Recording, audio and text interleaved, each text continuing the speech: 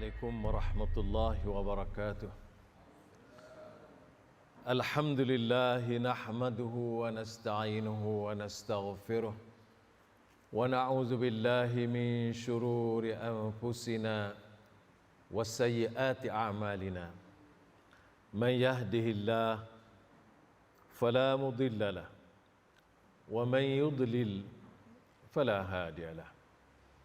أشهد أن لا إله إلا الله وحده لا شريك له وأشهد أن محمدا عبده ورسوله. اللهم صل وسلم وبارك على رسولنا محمد وعلى آله وصحبه وبارك وسلم. Amma ba'd.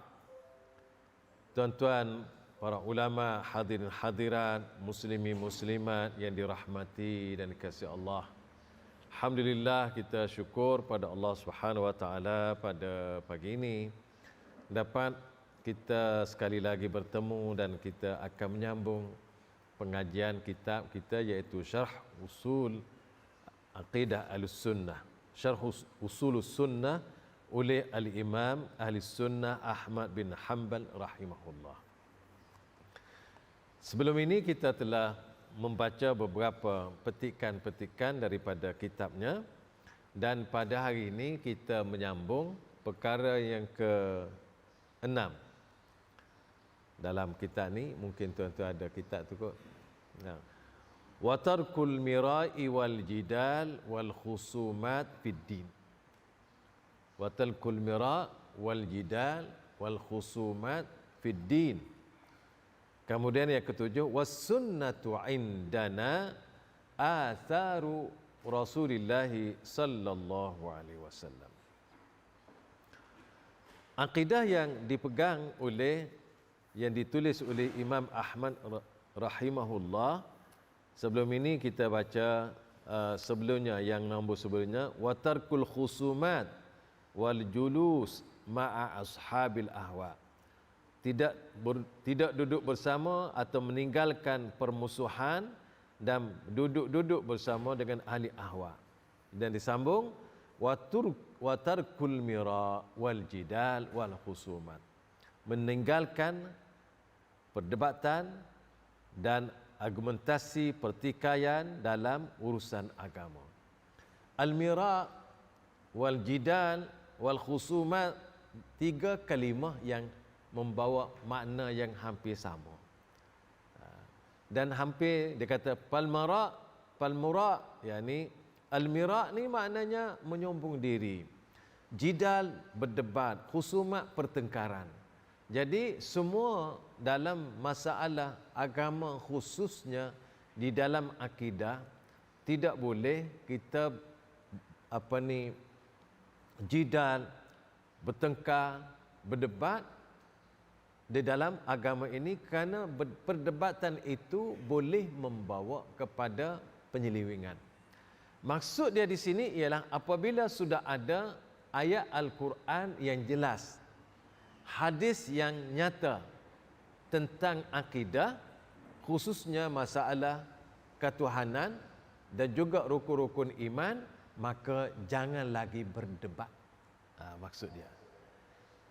Bukan tak boleh nak bincang, boleh bincang, tapi jangan lari daripada dalil Al-Quran dan juga As-Sunnah.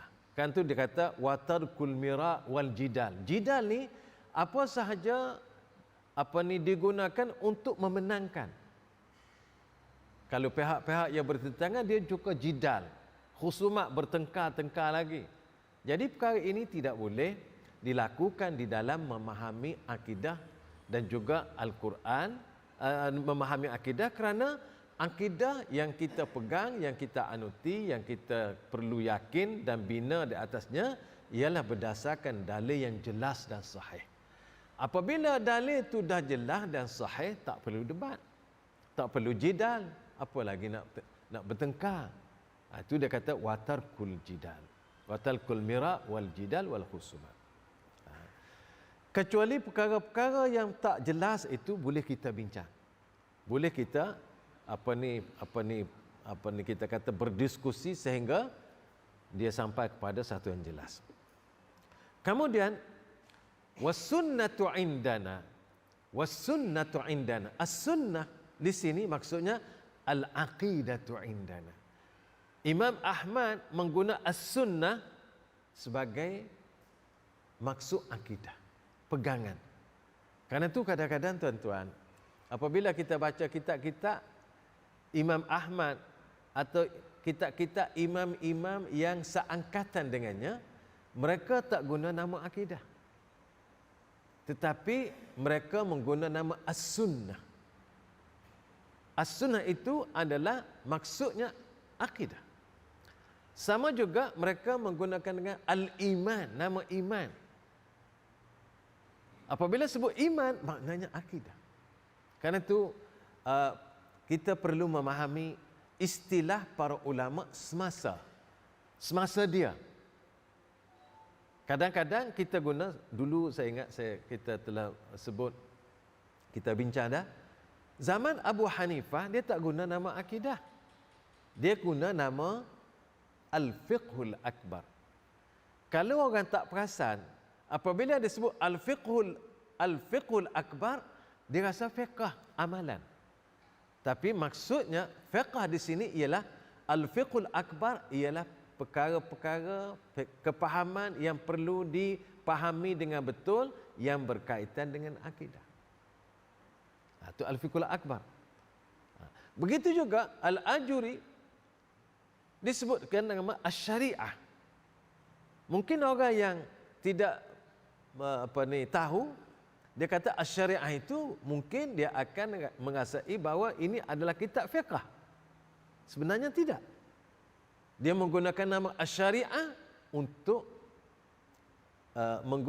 sebagai akidah, sebagai nama salah satu daripada nama akidah. Itu mengikut perkembangan semasa yang dibawa oleh para ulama mengikut masa masing-masing.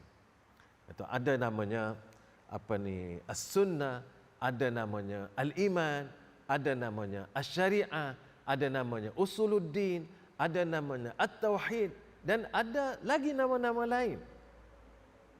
Jadi maksud dia sini was-sunnatu indana. Dan as-sunnah di sisi kami, atharu Rasulullah sallallahu alaihi wasallam, adalah menurut kami adalah asar hadis-hadis Rasulullah sallallahu alaihi wasallam. Apa saja yang dibawa oleh baginda alaihi salatu wasallam, itulah as-sunnah. As-sunnah itulah yang disebutkan al-aqidah. Tuan-tuan sekalian, kerana itulah Rasulullah sallallahu alaihi wasallam melarang kita al-mira' fil Quran kufur. Berdebat tentang Quran. Berdebat tentang Al-Quran sengaja untuk mencari alasan-alasan dan menyimpangkan kepahaman daripada yang sebenar adalah boleh membawa kepada kekufuran.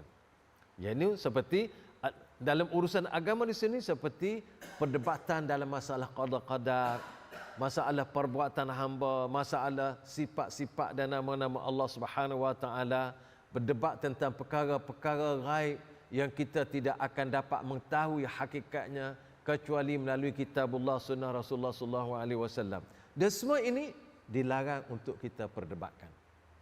Macam mana siksa kubur, azab nikmat dan azab kubur ada tak? As-sirat ada tak? Al-mizan ada tak? Semuanya ini dilarang oleh Allah dan Rasulnya daripada kita berdebat dalam perkara-perkara yang ghaib yang kita tidak ketahui. Kerana itu Allah Subhanahu wa taala telah berfirman di dalam Al-Quran, wala takunu minal musyrikin minal ladzina farraqu dinahum wa kanu syi'a.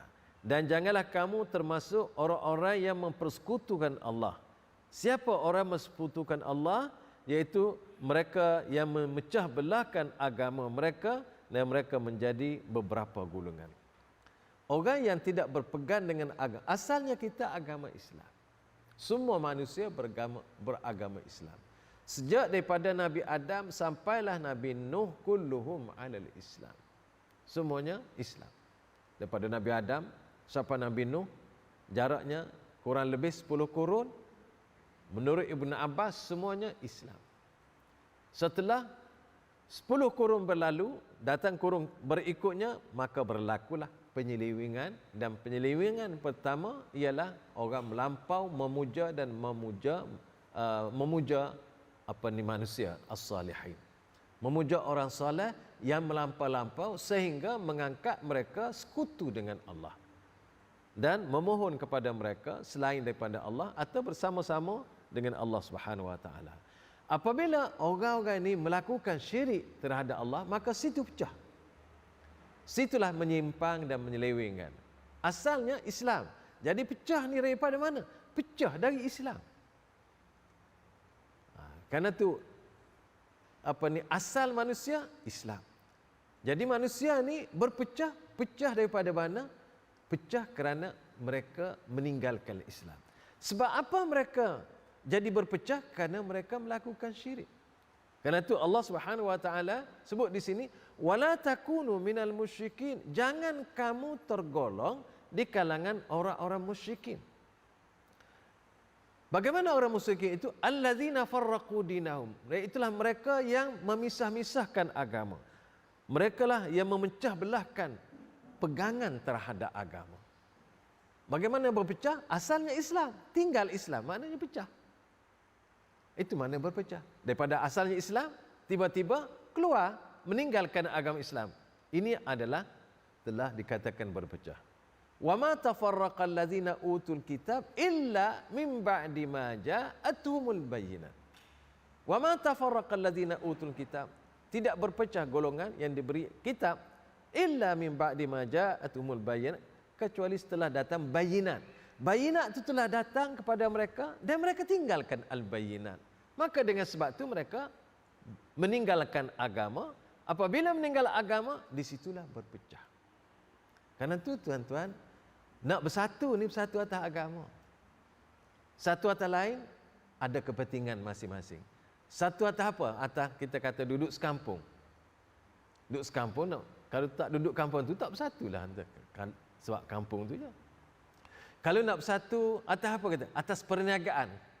Kita berbaiklah kerana perniagaan. Tapi apabila tak berniaga, tak adalah hubungannya. Tapi kalau kita bersatu atas agama, selama mana setiap orang itu berpegang dengan agama, beriman dengan Allah, maka selama itulah dia sama-sama. Tak berpisah. Kerana itu Allah Subhanahu Wa Taala dan Rasulnya meletakkan kasih sayang ni berdasarkan Allah dan Rasul dan cinta kerana agama. Al-hubbu fillah wal bughdu fillah.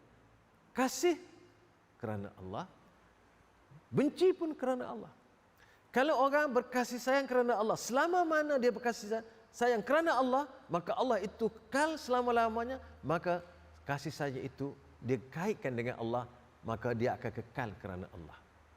Tapi kalau kasih sayang itu diikat dengan kepentingan kehidupan harian di dunia, apabila habis semua itu akan hilang, hilanglah kasih sayang. Dia tidak kekal.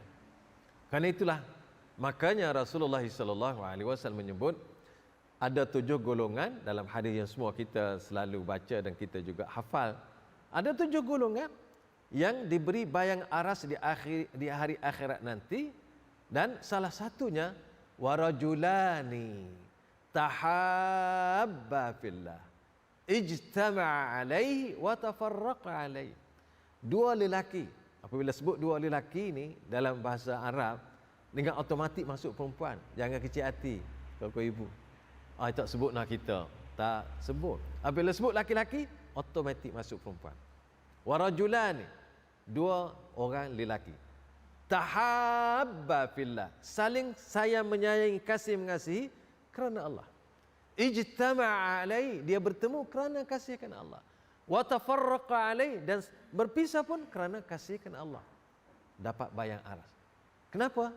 Kerana kasih sayang kerana Allah. Kerana itu, untuk kekalkan kasih sayang, perpaduan apa jua mesti berasaskan kepada Allah, iaitu landasan agama.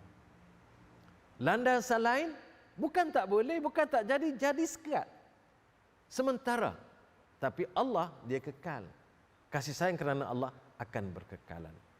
Itu dia punya roh agama duduk kat situ. Karena tu di sini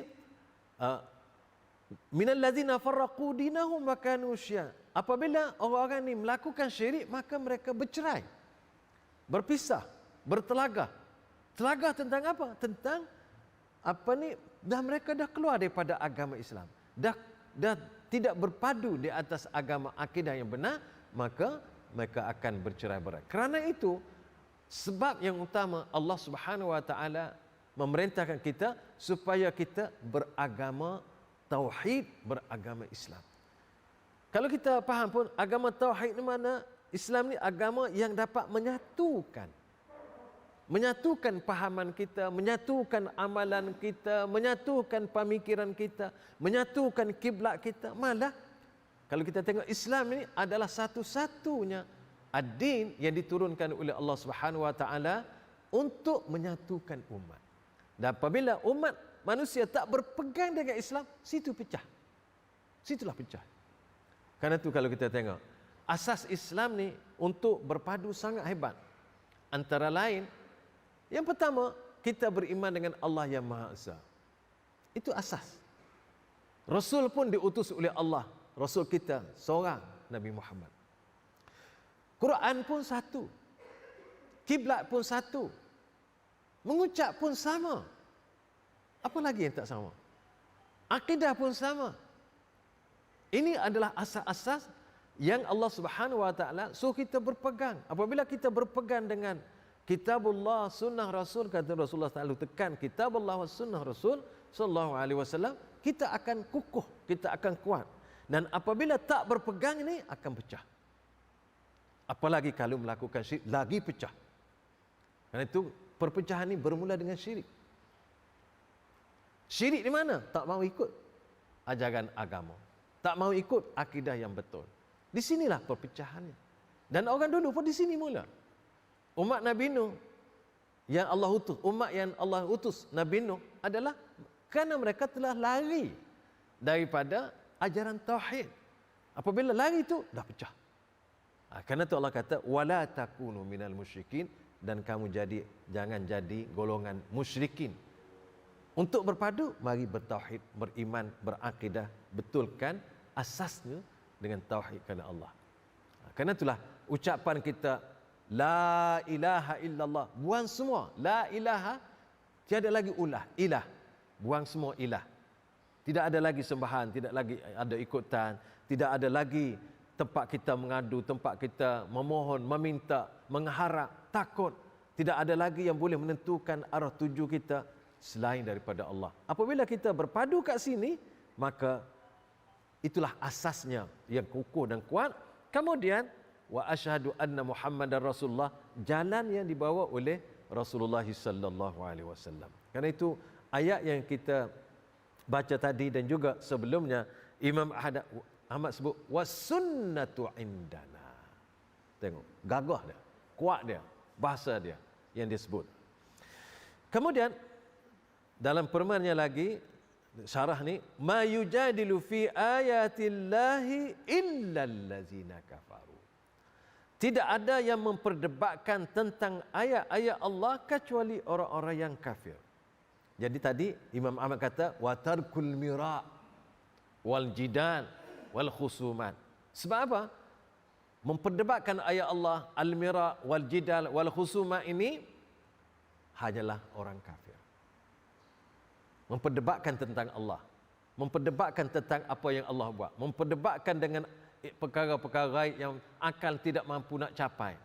Ini adalah bukan orang Islam, tetapi adalah orang-orang yang kufur dengan Allah. Karena itu Allah sebut ma yujadilu fi ayatillah, tidak akan memperdebatkan tentang ayat-ayat Allah.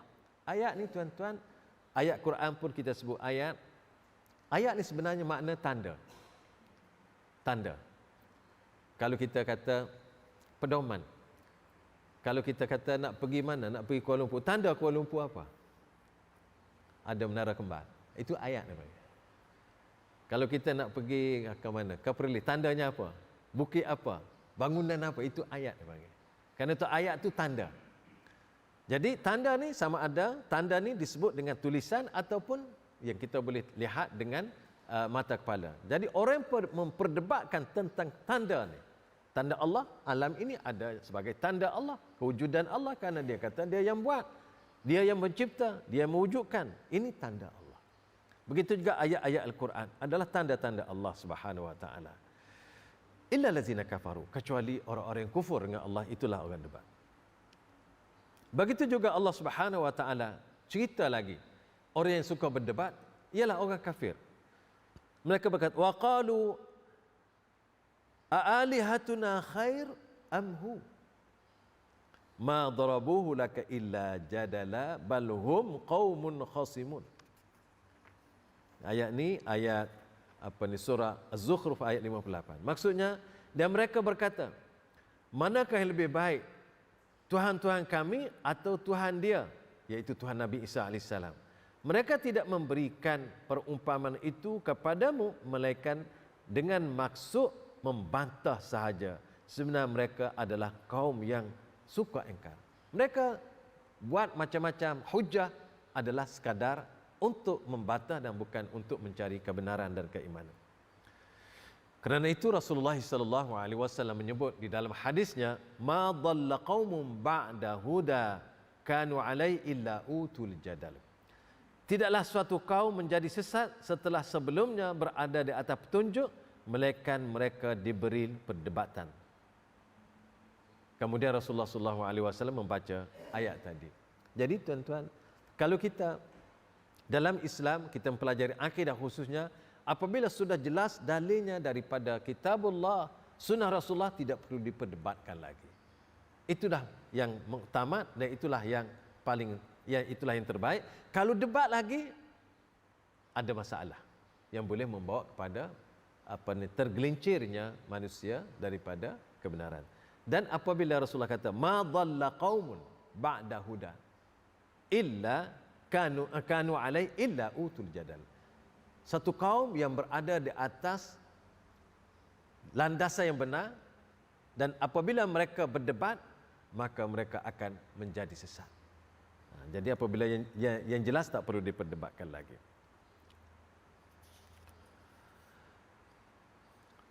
Tuan-tuan sekalian, kita tengok lagi di sini.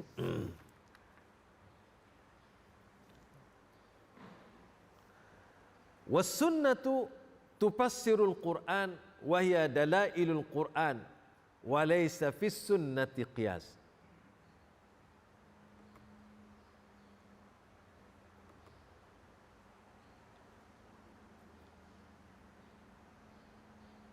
Was-sunnatu indana was-sunnatu tufassirul Qur'an wa hiya dalailul Qur'an wa laysa fis sunnati qiyas. As-sunnah di sini maksudnya, sebagaimana kita tahu juga, sunnah peranan dia adalah mentafsir Al-Quranul Karim. As-sunnah ia asar daripada Rasulullah sallallahu alaihi wasallam, dan Rasulullah sallallahu alaihi wasallam ditugaskan untuk menjelaskan kepada manusia, kepada masyarakat ramai tentang apa yang ada di dalam Al-Quran. Di dalam hubungan ini Allah Subhanahu wa taala berfirman, wa anzalna ilaika dzikra litubayyana lin-nasi ma nuzzila ilaihim wa la'allahum yatafakkarun. Wa anzalna ilaika dzikra, dan kami, yakni Allah, telah menurunkan kepada kamu wahai Rasulullah az-zikra, Al-Quran. Dan antara nama-nama Al-Quran ialah az-zikr. Agar kamu litubayyina linnas, agar kamu menerangkan kepada masyarakat manusia. Linnas untuk orang ramai. Manuzila ilaihim, apa yang diturunkan kepada mereka, wala'allahum yatafakkarun, dan semoga mereka berfikir. Semoga mereka berfikir tentang apa yang diterangkan oleh Allah Subhanahu wa taala. Jadi peranan Rasulullah sallallahu alaihi wasallam ialah menerangkan, menyatakan, menjelaskan, menghuraikan apa yang diturunkan oleh Allah Subhanahu wa taala dalam Al-Quran yang berkaitan dengan akidah ataupun hukum hakam, syariat, akhlak dan semua perundangan yang diturunkan oleh Allah Subhanahu wa taala, dan ini adalah peranan Rasulullah sallallahu alaihi wasallam. Dan perkara yang paling pokok dalam penerangan ini ialah tentang akidah. Karena itu dalam Al-Quran banyak ayat-ayat yang menyentuh akidah dan dijelaskan lagi oleh Rasulullah sallallahu alaihi wasallam. Hal yang sama di dalam ibadah. Begitu juga di dalam akhlak. Hal yang sama berhubung dengan hukum hakam. Semuanya dijelaskan oleh Rasulullah sallallahu alaihi wasallam. Apa-apa yang Allah sebut secara umum dikhususkan. Apa-apa yang disebut secara ikatan, maka kalau ada ikatan, maka Rasulullah sallallahu alaihi wasallam menjelaskan apa ikatan-ikatan tersebut. Dia bahasa selalu kita buat misal ialah supaya haji. Rasulullah kata dalam Al-Quran kata walillahi 'alan nasi hajjul bait man istata'a ilaihi sabila. Allah mewajibkan orang yang beriman apabila mampu mengerjakan haji. Dan Rasulullah menyebut khuzu anni manasikakum. Hendaklah kamu mengambil cara mengerjakan haji, ibadat haji ini dari apa yang aku lakukan. Maka Rasulullah lakukan satu persatu, step by step, sehingga tamat haji. Maka disitulah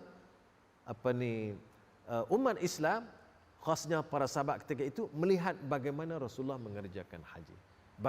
Bagaimana wukuf, bagaimana ihramnya, bagaimana wukufnya, bila nak wukufnya, bila berada di Muzdalifahnya, bila berada di Mina atau di Muna, bila waktu mana melontar berapa kali, berapa biji lontaran.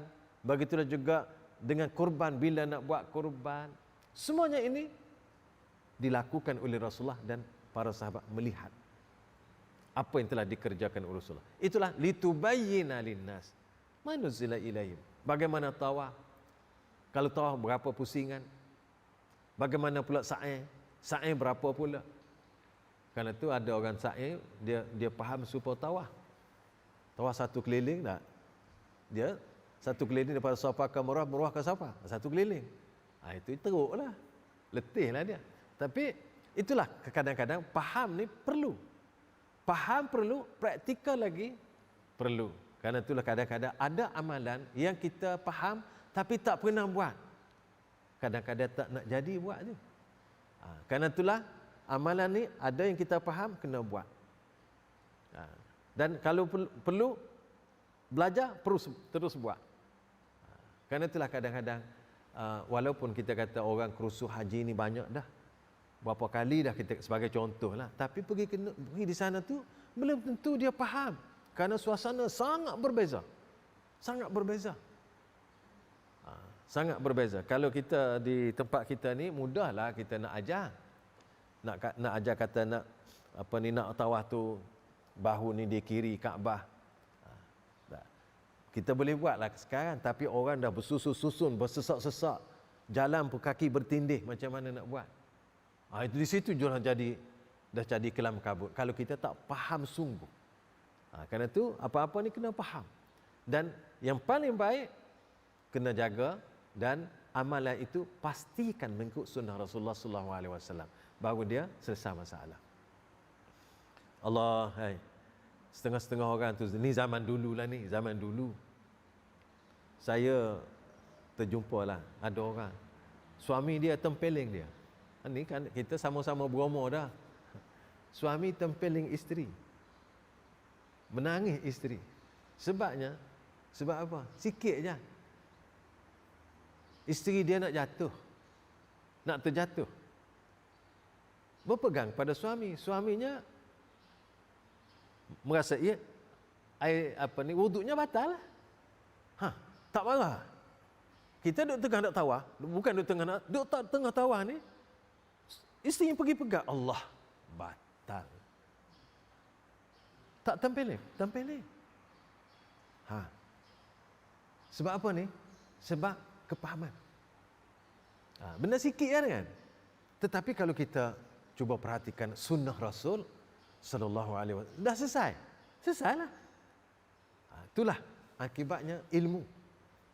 Semua ni bergantung pada ilmu dan kena amal. Jadi Kerana itulah kita bukan kita kata nak mempertikaikan apa-apa pandangan, tetapi perlunya asalnya agama ni yang dibawa oleh Rasulullah sallallahu alaihi wasallam. Cuba tengok Rasulullah buat macam mana, keadaan bagaimana. Jadi apabila terutama masa haji ke masa mana-mana pun, pastikan amalan kita ini bertepatan dengan agama. Semua yang kita nak buat bertepatan dengan agama. Kadang-kadang tuan-tuan, ramai masyarakat kita dia tak kisah dengan agama, tapi dia buat dulu. Kalau ditegur, ya ke? Ini yang tak kena. Sebelum kita nak buat apa-apa, sama ada dalam akidah, dalam ibadat, dalam kemasyarakatan, dan apa sekalipun, agama kita panduan kita. Boleh tak? Harus tak? Ada tak? Mana perkara itu perlu diketahui sebelum kita buat. Apabila kita pastikan perkara ini boleh, teruskan. Kalau sekiranya tidak, kita tidak akan lakukan. Karena itulah, semua ukuran kita perlu diukur dengan agama. Karena itulah masyarakat akan selamat. Karena itu para sahabat dulu, apabila nak buat sesuatu, dia tanya Rasulullah, boleh tak Rasulullah? Tapi masyarakat kita sekarang ni bertanya tak nak buat? Dia buat dulu. Itu style orang kita lah. Nak macam mana?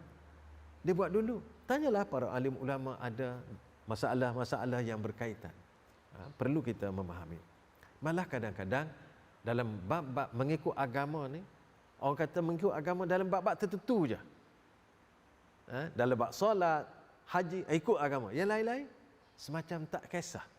Sebenarnya semua perkara kita perlu ada ikut panduan agama. Baru kita tak silap.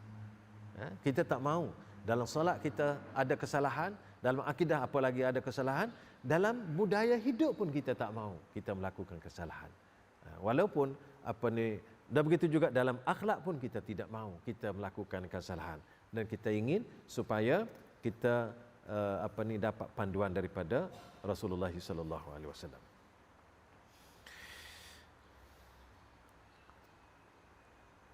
Ayat wa anzalna ilaika dzikra litubayyana lin-nas ma nuzila ilaihim wa la'allahum yatafakkarun.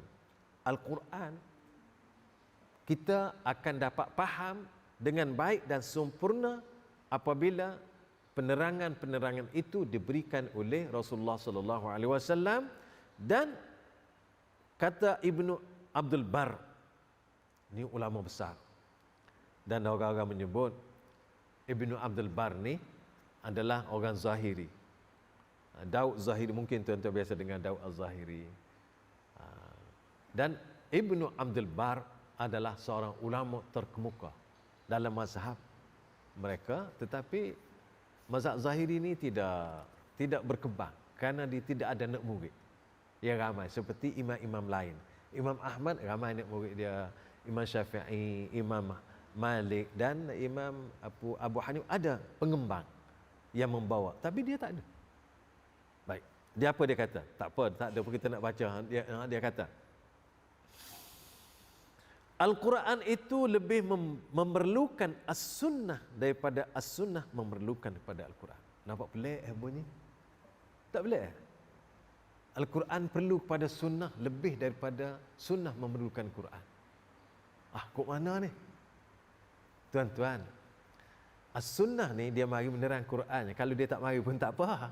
Tapi Quran perlu kepada sunnah kerana ada ayat-ayat di dalam Al-Quran tidak akan dapat dipahami dengan sebetulnya kecuali penerangan dan penjelasan daripada Rasulullah, sunnah Rasul sallallahu alaihi wasallam.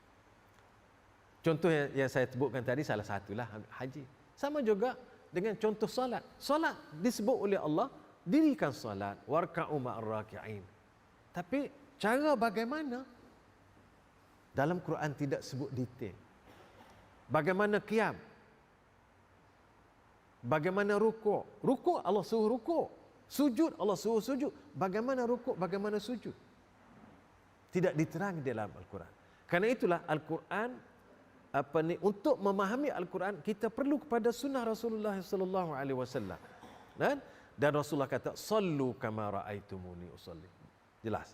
Maka Rasulullah sebut Rasulullah salat dan dia tunjuk bagaimana cara salat, bagaimana qiyam, bagaimana rukuk, bagaimana sujud, bagaimana duduk antara dua sujud, bagaimana duduk iftirash dan duduk antara dua sujud, tahiyat awal, tahiyat akhir, semua ditunjuk. Ini menunjukkan bahawa as-sunnah sangat diperlukan. Kerana itu ada orang yang berkata, oh cukuplah kita dengan Quran sahaja, tak payah kepada sunnah. Sebenarnya dia nak batalkan Quran tu. Kalau orang tak ikut apa yang diberikan oleh Rasulullah dalam sunnah dan hadis-hadisnya, maka bagaimana kita nak mengamalkan? Sama juga nak keluar zakat. Zakat ni tuan-tuan, kita nak, Allah Subhanahu Wa Taala berkata kita mengeluarkan zakat binatang ternakan. Lembu nak nanti apa ekor lembu baru keluar. Tak ada dah dinyatakan. Kambing berapa ekor? Tak dinyatakan. Unta berapa pula? Begitulah juga kalau kita di segi makanan padi beras, bagaimana pula? Semuanya ini tidak didetailkan. Maka Rasulullah sallallahu alaihi wasallam datang mendetailkan perkara-perkara ini sehingga kita boleh beramal pada hari ini. Baik tuan-tuan, kita pergi. Wala tudribu lahal amsal. Sebelum itu, was sunnah tufassirul Quran wa hiya dalailul Quran wa laysa fis sunnati qiyas. Di dalam as-sunnah tidak ada qiyas. Maksudnya tuan-tuan, qiyas ni ialah hukum, salah satu sumber hukum yang dibawa, yang diterima pakai oleh para ulama di dalam mencari hukum. Apabila sunnah dah ada, tak perlu lagi qiyas. Mudah aja, tapi dia paksa sebut juga sini sebab takut-takut orang terkeliru. Itu yang pertama. Yang paling utamanya, al-qiyas tidak ada di dalam akidah kecuali al-qiyasul awlawi. Qiyas ini dalam hukum hakam. Qiyas biasa dalam akidah tak ada. Kecuali qiyasul awlawi. Maksud qiyas awlawi ini qiyas utama. Iaitu sebagai contohnya, Allah Subhanahu Wa Taala mempunyai sifat-sifat yang paling sempurna. Kalau sekiranya manusia mengetahui, maka Allah Maha mengetahui, Maha sempurna mengetahuinya. Macam tu je. Tidak ada perbandingan. Qiyasul awlawi disebut. Kalau manusia tahu, Allah pun bersifat tahu, maka jangan dikias, dibandingkan Allah dengan ilmu Allah dengan ilmu manusia. Itu maksud. Tak. Kalau nak kias, kalau kita kata kias arak dengan nira, tak ada dalam akidah macam tu. Mak tu dalam hukum fiqh ada. Apa ni kalau kita kata air nira, sini pakai air nira. Kalau air tuak. Air tuak, air nira boleh minum air tuak tak boleh minum. Kalau tempat saya air tuak boleh minum. Dia bahasa saja. Air tuak ni dah yang mabuk lah. Mabuk ni tak boleh minum. Ya. Dan dikias haramnya minum tu kerana mabuk.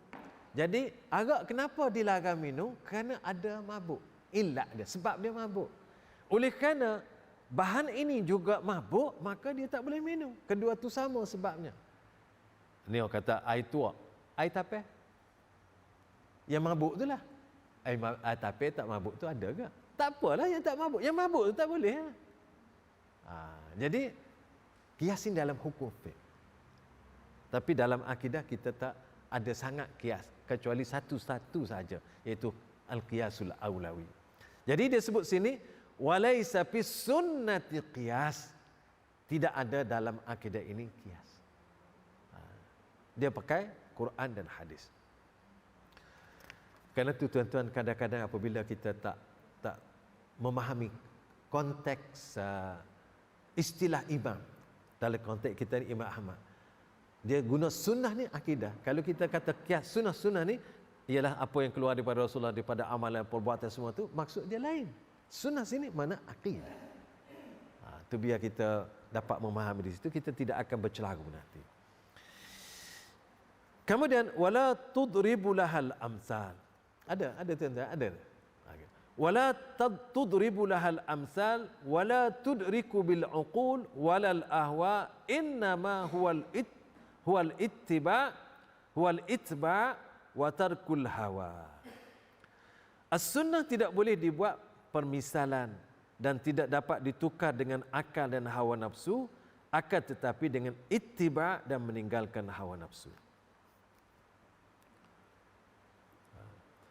Begitu juga wa minas sunnatil lazimati allati man taraka minha khaslatan lam yaqbalha wa yu'min biha lam yakun min ahliha.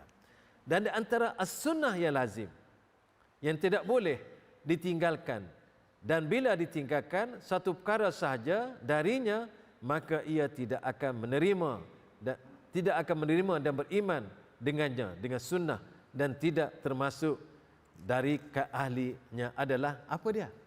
Balik sebelah.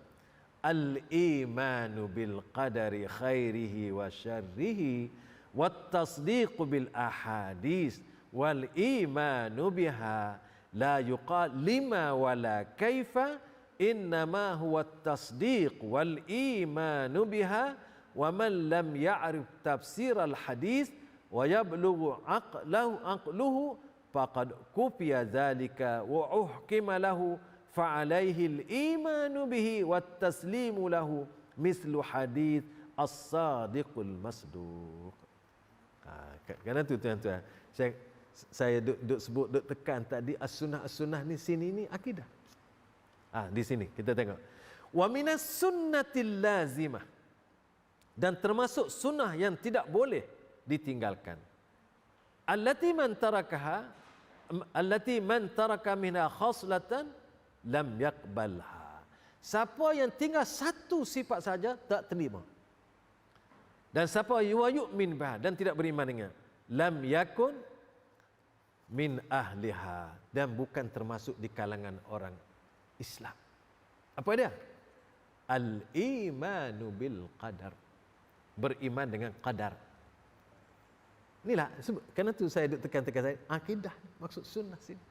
Akidah, bukan sunnah yang biasa kita faham. Maksud as-sunnah sini. Al-iman bil qadar khairihi wa syarrih. Buruk baiknya ditentukan Allah Subhanahu wa taala. Wat tasdiq bil ahadisi fi, dan menerima dengan sejujurnya, dengan hati yang membenarkan semua hadis-hadis yang berkaitan dengan al-qadar. Wal imanu biha, dan beriman dengannya. La yuqal lima wala kaifa. Jangan ditanya bagaimana, kenapa dan bagaimana. Lima, bagaimana. Kenapa? Wa kaifa, kenapa. Jangan tanya. Jangan tanya. Kenapa? Kerana apa? Dan kenapa? Bagaimana? Kenapa? Bagaimana? Okey. Innama huwa tasdiq. Tetapi yang perlunya betul-betul mentasdikkan, membenarkan dengan jiwa, perasaan, hati yang kukuh, wal imanu biha, dan beriman betul-betul dengan hadis-hadis tersebut. Wa man lam ya'rif tafsir al-hadis, dan sesiapa yang tak mampu, tak boleh mentafsirkan hadis tersebut, tak mampu, wala wa yablughu aqluhu, dan akalnya tidak sampai untuk memahaminya, faqad kufiya zalika wa uhkima lahu, maka cukuplah, terima setakat itu, jangan pergi lagi. Fa alaihil iman, maka hendaklah dia beriman betul-betul dengan Allah, wa taslimu lahu, dan menyerah kepada Allah Subhanahu wa taala, mislu hadits as-sadiqul masduq, iaitu seperti hadis as-sadiqul masduq. Hadis as-sadiqul masduq ni, tuan-tuan, ialah hadis dan disebut oleh Rasulullah sallallahu alaihi wasallam, inna ahadakum yujma'u fi batni ummihi arba'ina yawman nutfatan. Seseorang kamu dihimpun, asal kejadiannya diletak dalam rahim ibunya ialah air mani, sebagai air mani, nutfah, iaitu sebagai nutfah, iaitu setitik air mani. Itu mula-mula kejadian manusia di dalam rahim ibu. Perkara ini diceritakan oleh Ar-Rasul As-Sadiqul Masduq. Oleh kerana semuanya hadis-hadis ini diceritakan oleh As-Sadiqul Masduq, maka wajib kita beriman dengan Rasulullah sallallahu alaihi wasallam. Kerana tu Imam Ahmad ni tuan-tuan, dia betul-betul memberi satu kepahaman. Wala turabul amsal. Wala tudrabul amsal, jangan buat perbandingan. Kalau kita tengok di sini, tuan-tuan boleh tengok terjemahan dia. Wala tudrabul lahal amsal. As-sunnah tidak boleh dibuat permisalan. Wala tudriku bil uqul, dan tidak dapat diukur dengan akal, walal ahwa, dan akal hawa nafsu. Innama huwal ittiba', ketahui ia tiba' wa tarkul hawa. Di sini dibawa dalam syarah kitab ni, la tadribu lahal amsal karaddi 'alaiha aw intiqadi lima sabata bis sunnah. Jangan buat misal seperti contoh, jangan menolak hadis-hadis yang telah tetap dengan sebagaimana telah disampaikan oleh Rasulullah sallallahu alaihi wasallam dalam sunnah. Walaupun mungkin kita tak dapat capai sekarang, tapi mungkin kita akan dapat faham besok. Jangan tolak. Apabila hadis ni hadis sahih, terima dulu. Sebagaimana sahabat, dia terima dulu, beriman dulu, baru dia amal. Dia beriman dengan Allah, baru dia amal. Ada perkara yang kita terima dulu, mungkin amal tu kemudian. Sebagai contoh tuan-tuan, kalau orang baru masuk Islam, dia terima Islam keseluruhannya, beriman dengan Allah Subhanahu Wa Taala. Adapun amalan nanti dia berikutnya.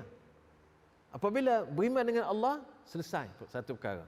Adapun amalan dia mengikut keadaan dan masa. Kalau sekiranya memeluk Islam sekarang, masa ni pukul berapa? Pukul 10.30 ni kan, wajib sembahyang tak? Dia kena terima wajib sembahyang, tapi sembahyang tak wajib dia lakukan lagi kerana tak masuk waktu. Dia kena terima konsep sembahyang tu, aku terima kewajipan sembahyang 5 waktu, aku terima wajib puasa, rukun Islam, aku terima wajib menunaikan haji dan zakat, semuanya terima. Tapi adakah dia kena lakukan segera? Sekarang? Tak, dia bergantung pada waktu. Tu jangan kita ada keliru. Terima Islam keseluruhannya, tanpa kecuali, terima seluruhnya. Adapun amalan itu mengikut waktu, mengikut masa dan keupayaan. Kita terima wajib puasa, orang masuk Islam kata sekarang, jam ni, dia terima Islam keseluruhannya. Tapi nak solat nanti masuk waktu solat.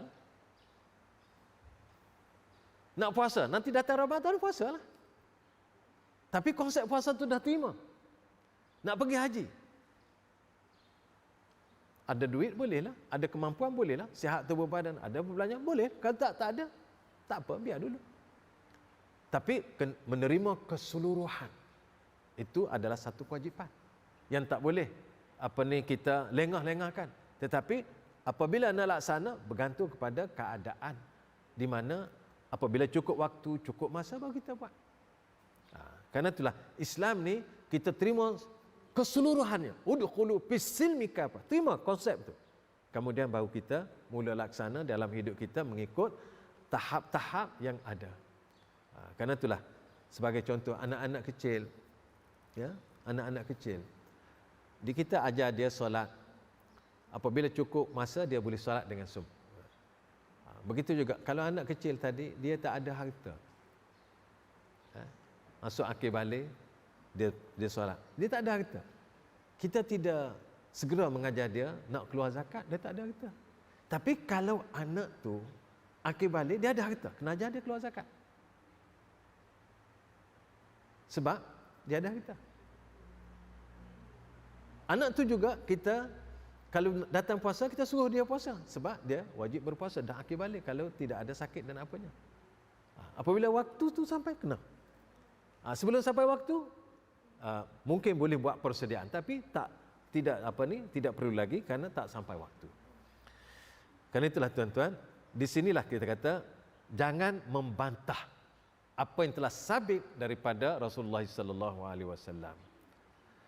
Wa huwa raddun 'alal musyrikin alladzina yaqisuna ar-rabb ta'ala bi alihatihim kama fi qaulihim wa ma na'buduhum illa liyuqarribuna ila Allahi zulfa. Dan jangan, ini adalah ungkapan ini, wala tadribu lahal amsal, jangan buat perbandingan sebagaimana golongan musyrikin membuat perbandingan Allah dengan Tuhan mereka. Itu maksudnya. Macam mana orang musyrikin buat? Mereka membandingkan Allah dengan Tuhan mereka dengan firman Allah, ma na'buduhum illa liyuqarribuna ila Allahi zulfa. Kami tidak menyembah berhala-berhala itu kecuali semata-mata untuk mendekatkan diri kepada Allah. Dia banding Allah ni dengan makhluk, dengan Tuhan mereka. Kalau manusia ni kita nak dekatkan dengan orang, kita kena cari dia punya tali-tali lah. Kan? Kalau kita kata nak pergi jumpa dengan orang besar lah kata, kita tak ada orang kenal, susah nak pergi jumpa. Jadi kita kena cari orang-orang kenal, melalui mereka dapat pergi jumpa lah. Jadi orang musyrikin ni, dia buat perbandingan Allah ni sama dengan perbandingan manusia nak jumpa manusia. Itu jadi syirik tu. Kan? Itu jadi syirik tu. Pasal dia menyamakan Allah dengan makhluk. Sedangkan dia boleh direct minta dengan Allah.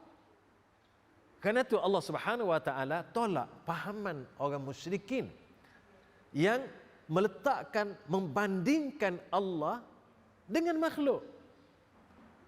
Dan ini juga yang berlaku di kalangan setengah masyarakat orang, umat manusia sekarang ni. Nak minta dengan Allah direct, rasa badan tak cuci, badan tak bersih. Pergilah minta dengan selain daripada Allah. Kenapa? Untuk mendekatkan diri dengan Allah. Kerana tu, tuan-tuan, orang musyrikin, tak kira lah orang musyrik, saya tak nak sebut nama-nama agama ni, kita sebut musyrikin. Musyrikin zaman Rasulullah dengan zaman sekarang ni tak banyak beza. Tak banyak beza. Orang musyrikin zaman Rasulullah, dia tahu Allah tu ada. Ditanya, kenapa kamu tidak menyembah Allah? Sedangkan sebaliknya kamu memohon kepada berhala kamu. Dia kata, kami bukan menyembah berhala ni. Betul tuan-tuan, tanyalah sekarang pun. Saya telah tanya. Saya berani cakap tu, saya dah tanya. Saya tanya, kenapa sembah ni? Saya tak sembah ni. Lepas tu, saya minta dia sampaikan hasrat saya kepada Allah. Oh, sama dengan ya Rasulullah dulu. Sama tuan-tuan. Konsep dia sama. Kami tidak menyembah mereka kecuali untuk mendekatkan diri dengan Allah. Orang musyrikin zaman Rasulullah percaya adanya Allah. Allah boleh memberi mengkabulkan hajat mereka. Tapi mereka jadikan berhala ini perantara. Perantara. Dan kerana itulah Allah Subhanahu Wa Taala sebut dalam Al-Quran, ud'uni astajib lakum. Minta dengan aku terus, jangan lapik-lapik, jangan perantara-antara. Aku akan menerima doa kamu. Kerana itulah, dan antara yang berlaku syirik ini ialah mengguna perantara. Sedangkan tak perlu perantara. Mungkin kalau dengan manusia bolehlah kita kata perantaraan tu. Sebab, ialah kita tak kenal, ada orang kenal boleh bawa kita jumpa, boleh kita bercakap. Jadi jangan kiaskan Allah dengan makhluk. Jangan bandingkan Allah Subhanahu Wa Taala dengan.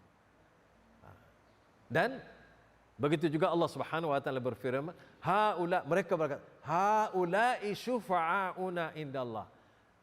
Berhala-berhala ini memberi pertolongan kepada kami di sisi Allah. Makna berhala ni membantu kami untuk menyampaikan hasrat kami kepada Allah.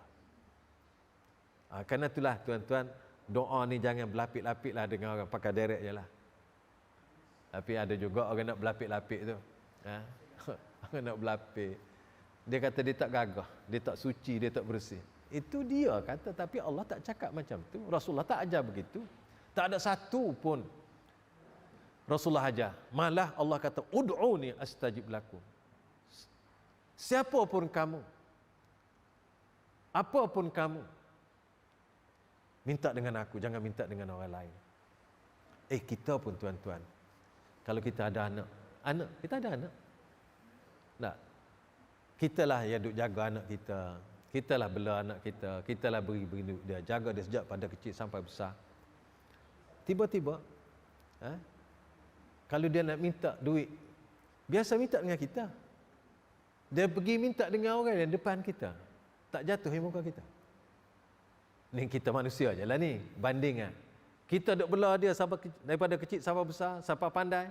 Tiba-tiba orang mari berjalan ke rumah kita, dia pergi minta dengan duit dengan tetamu kita tu.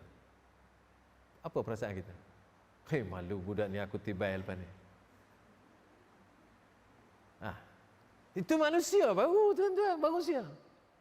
Aku duk jaga dia sejak kecil, aku tak ajar lagu tu. Ini Allah mencipta makhluk, mencipta kita. Sejak daripada kita tak ada, dia adakan kita, dia lahirkan kita, beri makan, beri minum, semua sekali. Apabila nak minta, minta kepada selain daripada Allah. Ini komen sungguh orang ni. Kepala dia tak betul. Oleh kerana itulah Allah sangat-sangat murka. Manusia pun tuan-tuan marah. Tapi kita tak nak banding Allah dengan manusia, tapi kita nak tengok manusia. Kalau kita lah selalu, kalau A ni selalu bantu B, semua perkara, tiba-tiba dia tak hirau kepada B, jumpa. Tak marah? Marah. Jadi saya rasa apa yang ni untuk kita faham. Untuk kita faham bahawa Allah sangat murka. Kerana itulah melakukan perbuatan ini ialah dikatakan asyirku billah. Kerana itulah kita perlu membenarkan Rasulullah sallallahu alaihi wasallam dan kita mengamalkan sunnah baginda sallallahu alaihi wasallam yang telah sabit tetap dan jangan sekali-kali tolak. Wala narudduha. Dan jangan mentakwil dan membuat andaian-andaian yang bukan-bukan. Sebagaimana yang berhubung dengan hadis an-nuzul umpamanya. Hadis Allah turun ke dunia, ke langit dunia sepertiga malam. Jangan duk takwil dengan ikut perasaan kita. Sebagaimana Rasulullah sallallahu alaihi wasallam beritahu dan sahabat pun faham bagaimana Imam Bukhari sebut, bagaimana imam hadis sebut, dan perkara ini tidak ditakwilkan. Allah turun selayaknya. Susah nak kata macam tu. Dan kita kata Allah ni laisa kamitslihi syai'. Apa pun tak serupa dengan Allah. Jadi takkan Allah turun serupa dengan makhluk? Turun lah. Turun tidak serupa dengan makhluk. Macam mana? Allahu a'lam. Susah kan nak kata lagu tu? Inilah paling mudah. Inilah yang paling senang untuk dipahami. Karena tu Allah Subhanahu wa taala Rasulullah menyebut begitu, maka kita terimalah sebagaimana yang ada. Oleh kerana itulah Al-Bukhari sebut hadis ini dalam ni, yanzilu rabbuna tabaraka wa ta'ala kulla lailatin ila sama'id dunya haitsu yabqa thuluthul lailil akhir yaqul man yad'uni fa astajibu lah, man yas'aluni fa a'tiyah, man yastaghfirni fa aghfir lah. Allah sebut 3 perkara. Siapa yang memohon berdoa kepada aku akan sahut surahnya, aku terima. Siapakah yang memohon, aku akan beri. Siapa yang memohon keampunan, aku akan ampun. Ada orang mentakwil. Takwil dia kata, yang tu rahmat Allah. Nah, tapi Rasulullah tak kata rahmat Allah. Takkan rahmat bercakap. Rahmat ni bercakap kata tu. Rahmat tak bercakap.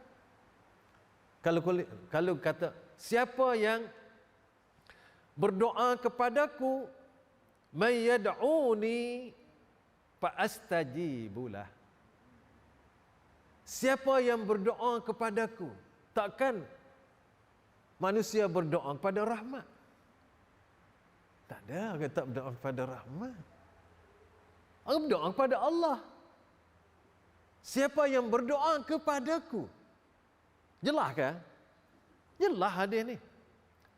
Man yad'uni, siapa yang memohon berdoa kepadaku, kata Allah. Tak ada lapis-lapis dah, dia jelas. Orang Arab reti tuan-tuan. Ada juga orang Arab pun hak takwil, bukan tak ada. Fa astajibu.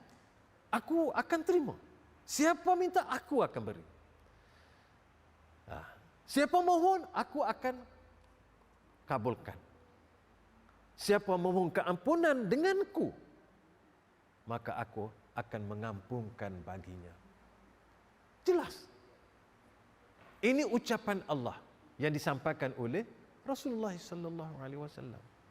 Karena itulah para ahli sunnah menerima hadis yang sahih ini dan beriman dengan apa yang disebut oleh Rasulullah sallallahu alaihi wasallam dan mengisbatkan Allah Subhanahu wa taala turun sebagaimana yang disebut dan sebagaimana yang dikehendaki, sebagaimana yang sesuai selayak dengan Allah Subhanahu wa taala, dan tidak kita perlu tanya bagaimana dan bila, caranya bagaimana. Bagaimana untuk makhluk? Bagaimana untuk Allah tidak ada? Bagaimana ni kalau kata bagaimana tu nak tanya makhluk itu. Bagaimana untuk makhluk? Bagaimana awak makan? Bagaimana awak duduk? Tapi bagaimana untuk Allah? Tidak ada untuk kita kemukakan, kerana laisa kamitslihi syai'. Kerana Allah tak serupa dengan apa-apa. Nak kata bagaimana? Macam mana nak kata bagaimana? Dia tak serupa. Kata bagaimana? Dia ada yang serupa. Kerana tu kadang-kadang tuan-tuan kelimah kecil ya. Nak kata bagaimana? Wa hasum 'ala du'a, dan hadis tersebut menggesa supaya banyak berdoa, berzikir, bertaubat di akhir malam. Dan mereka tidak tanya, tidak sebut bagaimana, kaifan nuzul. Bahkan mereka ajruhu ala ma yaliqu bi jalalillah, mereka sebut yang sesuai selayak dengan Allah Subhanahu wa taala. Dan hadis ini amat memeningkan atau membingungkan golongan-golongan al-mu'attilah wal jahmiyah. Mu'attilah ni maksud dia, tuan-tuan, kalau kita baca kitab-kitab Arab lah, mu'attilah maksudnya orang yang beriman dengan adanya Allah tapi Allah tak ada sifat. Itu mu'attilah. Sebab apa? Sebab dia kata kalau Allah ni sebut ada sifat, serupa dengan makhluk. Jadi Allah tu Allah. Nak kata ada pun tak boleh. Sebab kalau kata ada, makhluk pun ada juga, serupa makhluk. Teruk buat-buat ni. Bukan baru ni, dulu. Dulu tu bila? Kurun-kurun kedua hijrah ni timbul dah masa ni. Bukan sekarang. Karena itulah Imam Ahmad bercakap, menulis buku ni untuk menjelaskan akidah ni zaman dia. Zaman yang berlaku macam-macam. Apabila masyarakat Islam dibawa dengan berbagai ilmu daripada luar, iaitu terutamanya ilmu-ilmu yang berkaitan dengan ketuhanan yang dibincang di dalam agama-agama lama dan dibawa di dalam kalangan umat Islam, dan di situlah pertembungan sehingga ada di kalangan umat Islam yang mengambil ilmu tersebut untuk diguna dalam pengajian dan dimantapkan sebagai ilmu. Sedangkan perkara itu bertentangan dengan apa yang telah dibawa oleh para ulama-ulama terdahulu seperti Al-Imam Syafi'i rahimahullah. Sangat menentang. Sehingga Imam Syafi'i berkata, tidak ada dosa yang paling besar selepas syirik daripada Allah selain daripada golongan yang mempelajari akidah bergantung dengan ilmu-ilmu ilmu kalam. Bagi dia besar dosa. Lepas syirik paling besar lah. Malah bagi dia, orang yang belajar ilmu tidak berdasar, akidah tidak berdasar kepada kitabullah sunnah Rasul, perlu ditangkap dan dikurung, diarak di dalam bandar. Dan dikatakan kepada, haza, ini adalah golongan yang meninggalkan kitab Allah dan sunnah Rasul dalam mempelajari akidah dan mengambil cara lain. Dahsyat Imam Syafi'i, hukum dia. Berat tuan-tuan. Imam Syafi'i dia keras.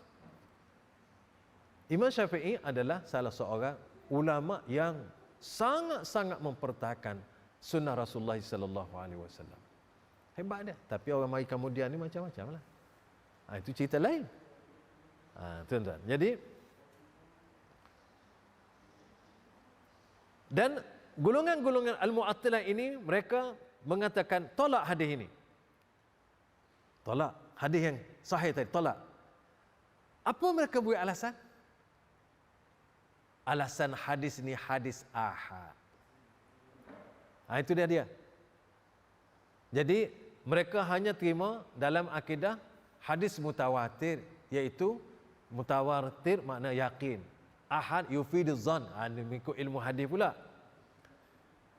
Dan hak ni, hadis ahad ni tidak boleh dipakai dalam akidah. Jadi tuan-tuan, ni licik ni. Cara berhujah licik. Tapi licik-licik pun orang dah faham. Kalau katakan hanya terima hadis ahad, hadis mutawatir dalam akidah, kita boleh tanya, berapa hadis mutawatir yang ada? Tak ada, tak banyak. Kalau ada pun bukan semua dalam akidah. Satu. Yang kedua, kalau hadis tidak mutawatir, maka semuanya hadis ahad. Dengan sebab itu, semua hadis ahad yang berkaitan dalam akidah, yang ada dalam kitab-kitab hadis seperti hadis Bukhari dan Muslim yang paling sahih sebelum kitab-kitab lainnya, maka hadis-hadis tersebut tertolak dengan sendirinya. Ini penolakan hadis. Penolakan hadis ini ada orang tolak total. Tolak hadis betul. Tak mau pakai hadis. Itu satu golongan. Yang menerima hadis pun ada juga tolak hadis. Iaitu mereka menolak hadis-hadis yang berkaitan dengan akidah. Karena itu Mu'tazilah, dia tolak semua hadis yang berkaitan dengan akidah. Tak terima. Karena bagi dia hadis ni hadis ahad. Al-hadis yufiduz zan. Pada anggapan dia. Jadi dengan sendiri, walaupun kita kata diterima oleh semua umat bahawa Bukhari, kitab Imam Bukhari dan Muslim ini kitab yang paling sahih lepas Quran, maka tolak tuan-tuan. Itu Mu'tazilah. Tak pakai hadis, tapi dalam bab hukum dia pakai. Pakai pula hadis. Bab hukum. Ada lagi golongan dia tak tolak semua hadis dalam akidah, tetapi tolak hadis-hadis yang berkaitan dengan sifat Allah. Ini tolak juga. Bukan tolak hadis semua dalam akidah. Hadis azab kubur terima, hadis sirat terima, hadis mizan terima. Tetapi bab sifat Allah tak terima. Tolak, walaupun tak tolak, takwil. Antara lain hadis nuzul, turun dan sebagainya. Ini adalah saya sebut ni adalah apa yang telah berlaku di zaman silam, bukan sekarang. Sekarang itu berlaku ekoran dari dulu. Kalau ada berlaku pun agak-agak tak ada berlaku lah. Ya, dalam hidup kita ni dah hadir pun pakat-pakat orang tahu ramai. Tapi kalau berlaku juga, inna lillahi wa inna ilaihi raji'un.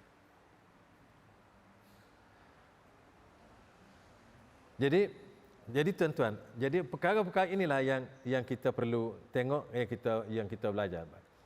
Begitu juga hadis ar-ru'yah. Hadis ru'yah tuan-tuan. Ru'yah ni apabila sebut nak fikir dengan akal. Hadis ru'yah ni ialah Allah Subhanahu wa taala menyebut di dalam Al-Quran, Bani Israel meminta kepada Nabi Musa untuk nak lihat Tuhan, nak tengok Tuhan. Dan Nabi Musa pun minta. Allah kata, lan tarani, engkau tidak akan dapat melihat aku. Walakin unzur ilal jabal. Tetapi kamu lihatlah ke bukit. Fa in istaqarra makanahu fasawfa taran. Kalau Allah menzahirkan, mentajallikan dirinya, zatnya ke bukit, kalau bukit duk terpacak kat situ lagi, tak ada apa-apa, ketika itu engkau boleh tengok aku. Falamma tajalla rabbuhu lil jabal ja'alahu dakka wa kharra Musa sa'iqa. Apabila Allah tajalli zatnya ke bukit, hancur luluh, berkecai bukit, dan Nabi Musa pun pingsan. Daripada ayat ini, maka golongan Mu'tazilah menolak hadis ru'yatullah. Golongan Mu'tazilah menolak bahawa Allah tidak boleh dilihat di dunia dan di akhirat kerana ayat Quran ini. Kenapa dia kata? Karena hadis dia tak pakai dah. Awal lagi dia tak pakai. Dia tak pakai awal lagi. Oleh kerana dia tak pakai hadis, maka dia berpegang pada ayat ini sahaja. Maka dia tolak semua hadis-hadis yang menceritakan bahawa Allah Subhanahu Wa Taala, orang mukmin apabila masuk ke syurga boleh memandang, melihat, menatap wajah Allah. Dia tolak hadis. Para alim, ulama ahli sunnah menggabungkan antara ayat dengan hadis. Ayat tadi, ayat yang Allah kata lan tarani, itu di dunia. Memang di dunia ni tidak ada siapa pun dapat melihat Allah. Yang Rasulullah bercakap ni cakap di akhirat dalam syurga. Dua hal yang berbeza. Kerana tu orang kata kalau nak pasang skru, pasang di tempatnya. Jangan skru A pasang di B, B pasang di A. Tu. Kerana tu tuan-tuan, pengkhususan penjurusan ni sangat perlu diteliti. Kerana itu para ulama ahli sunnah melihat apa yang diminta oleh Bani Israel itu bukan Bani Israel minta di akhirat nanti, tak. Dia minta di dunia ini. Dan di dunia ini Allah kata lan tarani. Namun Rasulullah sallallahu alaihi wasallam sebut hadis ini di akhirat apabila orang Islam masuk ke syurga, mukminin masuk ke syurga, dan antara kemuncak orang-orang mukmin, kelazatan, kehebatan, anugerah yang paling besar ialah an-nazar ila wajhillah, melihat Allah, bertemu Allah, memandang Allah. Dan Allah Subhanahu wa taala menyebut walillazina ahsanul husna wa ziyadah. Walillazina ahsanu al-husna wa ziyadah. Bagi orang yang beriman betul masuk surga wa ziyadah. Ziyadah Rasulullah tafsir. Hadis dalam hadis, an-nazar ila wajhillah, memandang Allah. Karena itu kita ahli sunnah gabungkan kitabullah dengan sunnah Rasul. Sunnah Rasul menerangkan. Jadi di sini Rasulullah sallallahu alaihi wasallam sebagaimana Bukhari menyebut dalam kitabnya, Muslim juga menyebut dalam ni, alhamdulillah disebut rakam. Hadis tu nombor berapa Bukhari? Ru'yah iaitu nombor 554, Muslim 633. Antaranya hadis ru'yah ini sebut annakum satarawna rabbakum kama tarawna hadzal qamar la tudarruna fi ru'yati. Kamu nanti akan dapat melihat Tuhan kamu dalam syurga sebagaimana kamu melihat bulan. Dan adakah kamu bersesak-sesak nak tengok bulan? Lah, tidak. Nabi mudah je Nabi bagi contoh. Kamu boleh tengok Allah Subhanahu wa taala nanti di dalam di akhirat nanti dalam syurga. Bila kamu tengok masuk syurga boleh tengok Allah. Itu yang paling utama, paling kemuncak nikmat. Dan sahabat bertanya, ya Rasulullah, kita ramai orang ni nak tengok macam mana? Lalu Rasulullah buat bandingan. Pada malam bulan purnama, semua orang boleh tengok bulan. Bersesak-sesak ke? Tak. Mudah faham, tak apa. Senang. La ilaha illallah. Rasulullah ni cara dia menyampai sangat mudah dipaham. Mudah tuan-tuan, alhamdulillah. Kemudian antara lain wa minha qauluhu sallallahu alaihi wasallam, hal tudarruna fi ru'yatil qamari lailatal badr? Qalu la. Qal hal tudarruna fi ru'yatis syamsi sahwan laisa dunaha hijab sahab? Qalu la. Qal fa innakum tarawna rabbakum kadzalik. Adakah kamu bersesak nak tengok bulan purnama, bulan Badar tu, Badar bulan yang penuh tu pada malam purnama? Sesak tak? Sesak. Begitulah juga kamu boleh tengok matahari yang tidak ada awan. Matahari yang jelas tu boleh tengok tak semua kamu ada tu dunia? Boleh begitulah Rasulullah kata, innakum tarawna rabbakum kadzalik. Begitulah kamu akan melihat Tuhan kamu. Jadi dalam hubungan ini Syekh, ittafaqa as-salafu wa al-sunnah min al-khalaf ala isbati ru'yatillahi ta'ala ru'yatan haqiqiyatan ayanan bil absar. Para ulama dulu dan kini, salaf dan khalaf yang beriman, ada khalaf yang meyakini bahawa semua orang boleh melihat Allah dengan betul-betul, dengan mata kepala je. Ma'an tanzihi ar-Rabbi ta'ala an musyabahatil makhluqat. Di waktu yang sama, kita tidak mentashbihkan Allah Subhanahu wa ta'ala dengan makhluk. Fi syai'in min khasaisihim wa sifatihim. Dengan mana-mana makhluk dan ciri-ciri makhluk yang tak. Kita kata itu sesuai dengan Allah, selayak dengan Allah Subhanahu wa ta'ala. Wa hadhihi ru'yah takunu fi yaumil qiyamah wa fil jannah kama yasha'ur Rabb ta'ala. Tengok ni ialah di akhirat, bukan di dunia. Pada hari akhirat dalam syurga sebagaimana yang diingini dan dibenar oleh Allah Subhanahu wa taala. Dan wa takunu ru'yah fil jannah khassatun bil mu'minin. Tengok Allah, pandang Allah ni dalam syurga khusus untuk orang mukmin. Faminhum man yazur ila Allah bukrata wa ashiya. Ada orang yang melihat nanti kepada Allah pagi petang. Wa minhum yazuruhu wa yarahu fi misli yaumil Jum'ah. Ada mereka yang melihat menziarahi pada hari Jumaat. Wa yusamma yaumul mazid, dan dinamakan yaumul mazid. Farru'yah min a'la ni'ami ahli jannah. Ru'yah adalah kemuncak yang paling tinggi nikmat ahli syurga. Falihadza uqibal kuffar bil hijab an rabbihim. Karena itulah orang-orang kufar dilindungi atau dihijab dari melihat Allah Subhanahu wa taala sebagai iqab kepada mereka. Dan ru'yah ini adalah betul-betul dengan mata kepala kita sebagaimana disebut oleh sunnah Rasulullah sallallahu alaihi wasallam. Kita tak takwil. Dan dijelaskan sebelumnya oleh Al-Quranul Karim. Dan orang-orang yang mengingkar ru'yah ini terdiri daripada golongan Jahmiyah. Oleh dan golongan mereka. Dan pengikut Jahmiyah seperti Mu'tazilah dan golongan Murji'ah.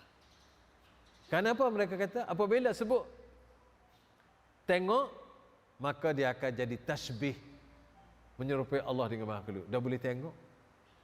Dia tak mari, tak baca laisa kamitslihi syai'. Dan apabila sebut lagi, maka nak tengok Allah duduk kat mana, ada arah. Dia duduk main lagu tu sejak daripada sekecil-kecil sampai besar. Wa zalika min sya'nil muhdatsati wal murakkabat. Ini adalah keadaan-keadaan makhluk yang baru dan yang bersusun. Kemudian mereka gunalah akal fikiran untuk menolak dan membatalkan hadis-hadis yang telah disebutkan oleh Allah Subhanahu wa taala dalam Quran, ayat Quran dan juga hadis-hadis Rasulullah sallallahu alaihi wasallam.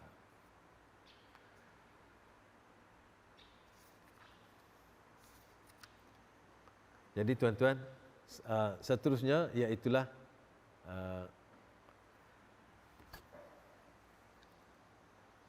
kalau kita baca sekali lagi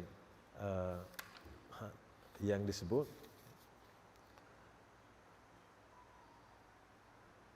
wala tudraku bil uqul walal ahwa. Ada pun perkara yang tidak dapat dicapai dengan akal dan fikiran. Maksudnya akal manusia terbatas dan tidak tahu perkara gaib. Syekh Az-Zandani, dia seorang ulama daripada Yaman dulu. Dia kata akal, nak tahu akal bijak setara mana bijak, boleh kita cuba sekarang, boleh cuba kemampuan akal. Iaitulah kalau orang datang rumah kita, dia tak wis salam, tapi dia ketuk pintu, kuk tu, maka kita boleh faham ketuk tu orang, bukan makhluk lain. Tetapi akal kita tak tahu siapa yang ketuk, lelaki ke perempuan, kanak-kanak ke dewasa, tak tahu. Tapi kita hanya sekadar boleh kata, ketuk tu passion ni orang ni. Itulah akal. Detailnya tak tahu. Begitu juga manusia yang kita tengok menyembah macam-macam sembahan tu, mereka tu berfikir dengan akal ada Tuhan. Ni semua orang duk sembah. Agama-agama selain daripada Islam ni, mereka berfikir yang menyembah tu. Mereka berfikir dengan akal fikiran mereka, alam ni ada, kita ni ada Tuhan. Macam mana Tuhan? Tak tahu. Maka marilah imajinasi mereka mencipta gambar. Dan lalu mereka sembah. Itulah sebenarnya. Orang yang menyembah berhala ni, mereka tu yakin Tuhan ada. Kerana perasaan adanya Tuhan dalam hidup kita ni telah diletak oleh Allah di dalam fitrah. Fitratallahi allati fataran nasa 'alaiha la tabdila li khalqillah. Zalika ad-dinul qayyim.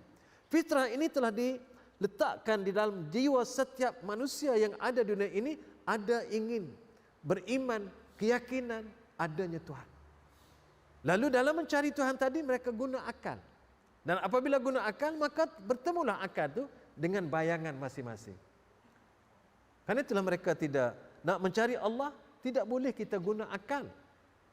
Kena guna salurannya, iaitu daripada Allah dan Rasul. Baru kita temu. Karena itulah tuan-tuan, orang ketuk tadi dia kata, itu oranglah ketuk. Siapa dia tak tahu dah. Jadi Al-Quran mari bagi cerita satu persatu Allah, siapa Allah. Dan begitulah juga Rasulullah menerangkan banyak lagi di dalam Al-Quran, dalam hadis-hadis. Begitu juga mengetahui perkara gaib. Begitu juga mengetahui hukum hakam. Kadang-kadang akal kita tidak sampai untuk memahaminya.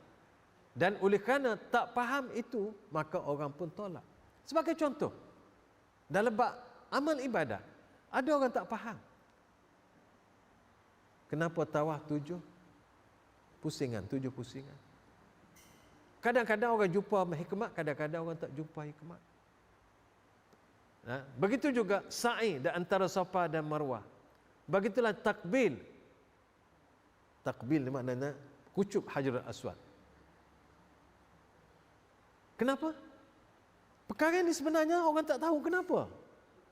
Tapi apabila Rasulullah buat. Sayyidina Umar, apabila dia nak kucup Hajarul Aswad, dia kata, "Ana a'lamu annaka hajarun la tadur wa la tanfa. Laula ma ra'aitu Rasulullah qabbalaki ma qabbaltuk." Tegas Sayyidina Umar. Aku tahu engkau batu, tak boleh memberi manfaat dan mudarat. Andai kata aku tidak lihat Rasulullah kucup engkau, aku tak kucup. Tapi oleh kerana Rasulullah kucup, aku kucup. Ini ittiba'. Hikmahnya tak tahu. Kerana itu bukan semua apa yang Allah perintah kita tahu hikmah. Ada tahu, ada tak tahu. Nah, sebagai contoh, Allah haram kita minum arak. Kita tahu, oh arak ni kerana mabuk, hilang akal. Hilang akal, tak adalah nilai mana. Boleh ada yang tahu. Kalau dulu orang kata jangan, Allah kata jangan makan babi. Orang kata daging babi okey juga. Tak. Hikmah mungkin tak tahu. Tapi sekarang ni ada orang kata, oh dalam babi itu ada satu virus yang tak dapat mati walaupun dia dimasak dan apa. Sekarang baru tahu. Dulu orang tak tahu. Walaupun tak tahu, apabila Allah larang, kita patuh, kita taat. Dan pastinya apa yang Allah larang itu tak sesuai dengan kita. Yang pastinya apa yang Allah suruh itu secocok dengan kita. Apabila kita boleh letak begitu, alhamdulillah. Walaupun kita tak faham, tak dapat faham lagi. Begitulah juga apabila hikmah haramnya riba. Mungkin ada orang tahu, mungkin ada orang tak tahu, tapi kita tetap katakan tak boleh buat amalan ini kerana Allah larang. Kerana itu kadang-kadang kita boleh tahu hikmah dia, kadang-kadang hikmahnya tak tahu lagi. Boleh jadi orang kemudian akan tahu. Dan macam-macam lagi. Ini yang hukum hakam boleh dipikir oleh manusia. Apalagi perkara gaib yang tidak dapat dicapai oleh akal manusia, lagilah tak dapat dipikir. Karena itu apabila datang sunnah Rasulullah, ayat Al-Quran dan sunnah Rasulullah, maka alal aini war ra's, kita terima dengan sepenuh hati, sepenuh jiwa, sepenuh keikhlasan. Itulah yang betul, itulah yang diajar oleh Rasulullah sallallahu alaihi wasallam, dan di atas itu kita bawa keimanan kita, Dan inilah yang kita nak bawa jumpa dengan Allah Subhanahu Wa Taala. Tuan-tuan, saya setakat itu dulu. Hari ini insya-Allah kita sambung lagi. Kita sambung wa minas sunnatil lazimah allati man taraka minha khaslatan lam yaqbalha wa yu'minu biha lam yakun min ahliha. Kita berhenti setakat itu dulu dan insya-Allah kita sambung. Kalau sekali lagi ni kita nampak apa ni bab al-qada wal qadar. Dia tu banyak situ insya-Allah. Subhanakallahumma hamdika asyhadu an la ilaha illa anta astaghfiruka wa atubu ilaik. Sallallahu ala Muhammad wa ala alihi wa sahbihi wa baraka wa sallam. Wassalamu alaikum warahmatullahi wabarakatuh.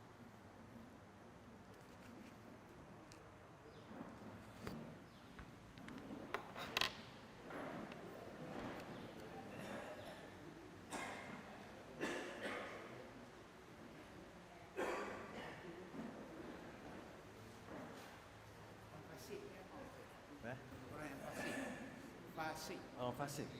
Fasik ni dia ada dua. Fasik kecil, fasik besar. Fasik kecil dan besar. Fasik kecil apa? Fasik kecil ni ialah perbuatan-perbuatan dosa-dosa